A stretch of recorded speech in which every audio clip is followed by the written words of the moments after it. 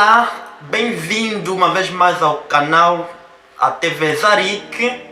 Dizer que estamos tendo uma série de estudos da lição do dia e o tema da semana geral é a missão de Deus nos alcança, parte 1. Este é o tema que estamos a acompanhar durante esta semana.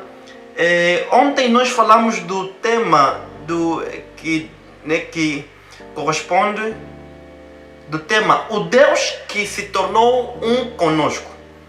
E hoje nós temos um outro tema que é o Deus que continua a estar conosco. Antes de prosseguir, dizer que se ainda não for inscrito no canal, se inscreva no canal, ative as notificações, deixe um like se gostar do vídeo, da matéria, deixe também um dislike caso não gostar.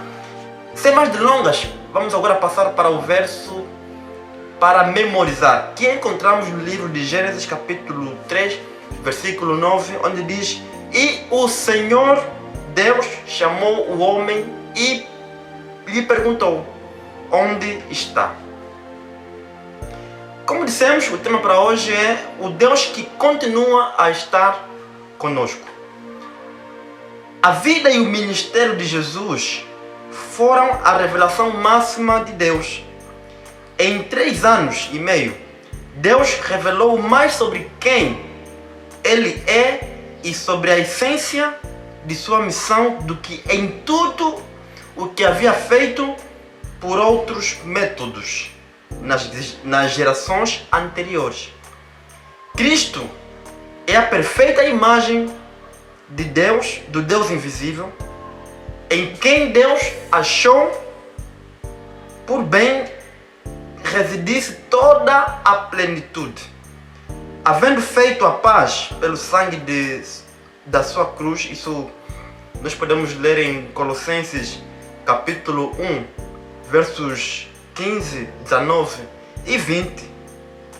Então, em Cristo, a natureza missionária de Deus foi conhecida por completo.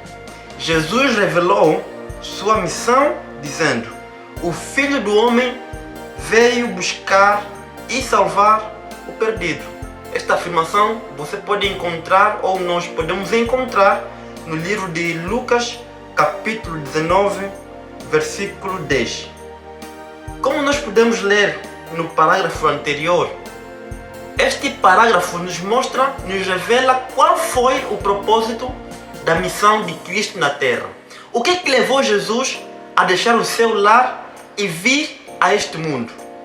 E aqui no livro de Lucas, capítulo 19, no versículo 10, nós temos a resposta para o que trouxe Jesus a este mundo, o que ele veio aqui fazer. E aqui diz que o Filho do Homem veio buscar e salvar o perdido. Então, a missão de Cristo na Terra não foi para uma outra coisa, senão para resgatar aquele que se perdeu e conduzi-lo assim à sua maravilhosa luz. A missão de Deus era que Ele mostrasse a luz ao mundo, a um mundo que estava mergulhado em trevas. A missão de Deus era que nós pudéssemos acordar das correntes do inimigo, do pecado, de tudo aquilo que é nocivo à vida espiritual, e nos focar para a luz, a olhar para a luz, a olhar para aquilo que são as obras, digamos, do Espírito. Então, este foi o propósito de Deus quando veio aqui a este mundo. E além disso também, a outra parte que culmina com esse plano da salvação foi justamente a morte de Jesus na cruz. Ou seja, o clímax da história de Jesus aqui na Terra era mesmo a sua morte na cruz. E esta morte que Jesus experimentou na cruz é a morte que o ser humano deveria experimentar. Então, para que o ser humano não morresse, e Deus prometeu lá bem no princípio que se o homem pecar, eu morro por ele. Então, na cruz, Jesus cumpre esta promessa de que se o homem cair, e claro que caiu mesmo, eu vou morrer no lugar do homem. Então Deus vem deixa a sua glória, deixa o seu reino, vem a este mundo com a missão primordial de morrer no lugar do homem. Continuando, leia e reflita sobre João, capítulo 3, versículo 16, e responda a segunda questão. Só para dizer que aqui nesse vídeo eu não passo os textos bíblicos na tela para que eu incentive o irmão ali ao lado a pesquisar, abrir a sua Bíblia e a meditar também na palavra de Deus. Então eu não passo aqui os versículos, os capítulos, justamente para incentivá-lo a ler a sua Bíblia também ali em casa. Então leia e reflita sobre João capítulo 3, verso 16 e responda a seguinte questão: como você vê o amor e a missão de Deus interagindo nesse texto? Uma questão para refletir, para pensar e em seguida responder. E eu peço que, se puder, também responda aqui nos comentários para que nós possamos trocar ideias, né, interagir entre nós e deixar esta lição, este estudo ainda mais abrangente. Continuando no segundo parágrafo do nosso material, diz que pouco antes de sua última semana de vida, o destino final da humanidade estava em jogo. Os acontecimentos daqueles dias ligavam a expectativa do passado com a esperança para o futuro. Durante a Páscoa, a qual apontava para a liberdade da opressão egípcia, Jesus, o Deus encarnado, entregou a vida para nos libertar da escravidão do pecado. Paulo escreveu: aquele que não conheceu o pecado, Deus o fez pecado por nós, para que nele fôssemos feitos justiça de Deus. Ou seja, aquele que não conheceu o pecado tomou sobre si as nossas iniquidades, tomou sobre si a nossa culpa. O homem que falhou, o homem que errou, o homem que pecou, mas Deus faz com que o castigo que o ser humano deveria sofrer, e é um castigo duríssimo, que é da morte eterna, então ele aceita sofrer no lugar do homem para que o homem pudesse voltar a sonhar com um futuro melhor, com uma vida melhor, com uma vida já restaurada e com uma vida sem fim, a vida eterna que logicamente Jesus prometeu quando subiu aos céus, né? Ele disse que eu virei outra vez e vos levarei para mim mesmo, e lá onde eu for vou vos preparar lugar para que onde eu esteja também vocês possam estar. Então nós temos um Deus que não quer se apartar dos seus filhos, não quer se ausentar de seus filhos. Pelo contrário, é um Deus que procura estar sempre próximo da sua criatura, da sua ovelha, a fim de poder cuidá-lo e conduzi-lo então assim a Canaã celestial. Outra questão também, outro exercício por se fazer, leia também Mateus capítulo 28, nos seus versículos 18 a 20, e vai também responder a seguinte questão: qual promessa encontramos na grande comissão?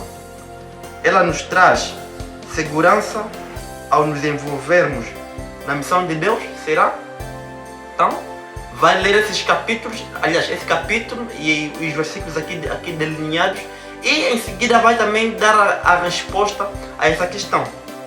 Em seguida nós temos aqui o último parágrafo do nosso material, que diz: a morte de Cristo foi parte do processo de reconciliação.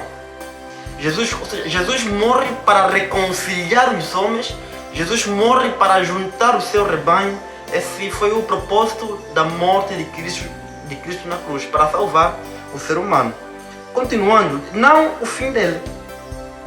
Por sua ressurreição, Jesus venceu a morte e recebeu toda a autoridade no céu e na terra. Mateus capítulo 28, versículo 18. Com base nessa realidade, ele comissionou seus seguidores a fazer discípulos ao redor do mundo com uma promessa maravilhosa. E essa promessa diz: e eis que estou com vocês todos os dias até o fim dos tempos. Mateus capítulo 28, versículo 20. essa mesma promessa que Deus faz para nós, que Jesus faz para nós, é a mesma que fez para todos aqueles que Ele chamou no passado para cumprirem a sua missão.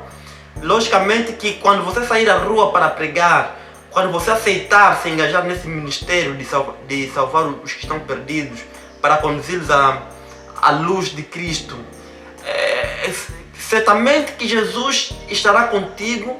Ele diz que onde quer que você for, eu também irei contigo.